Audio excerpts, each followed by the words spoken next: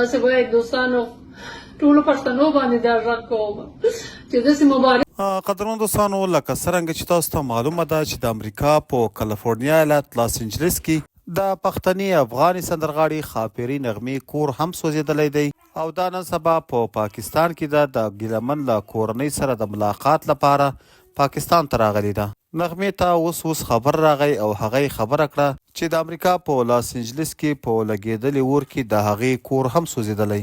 ملګرو لکه څنګه چې تاسو ته معلومه ده چې د امریکا په کالیفورنیا ایالت LA کاونټي لاس انجلس کې یوه تباهي جوړه شوې ده او یو لوی قیامت راغلی. د لاس انجلس په دغه علاقه کې د امریکا د هالیووډ د مشهورو اداکارانو کورونه هم دي او همداسې د هندوستان، پاکستان او افغانستان د ځینو مشهورو او پیسه‌دارو خلکو کورونه هم هلته دي چې هملته د خاپری نغمې کور هم دی.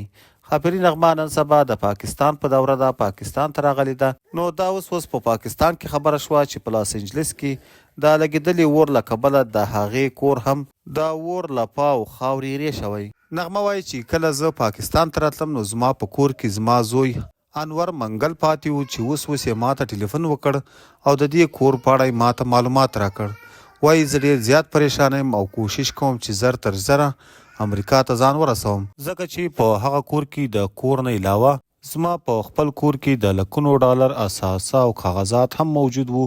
وایي چې که هغه هم سوځېدلی و نو زما د زندګي هر څه به ختم شي. د لاس انجلس په دغه علاقه کې د امریکا د فلمونو هالیووډ د مشهورو اکټرانو کورونه هم موجود دي چې د هغوی کورونه هم نن سبا سوځېدلي دي او دوی په هوټلونو کې زندگی کوي. د راپورونو له مخې دا مهال د امریکا په کالیفورنیا لاس انجلس کې د لګېدل شوي اور له کبله په زرګونو کورونه سوځېدلي او په میلیاردو ډالر نقصان رسېدلی.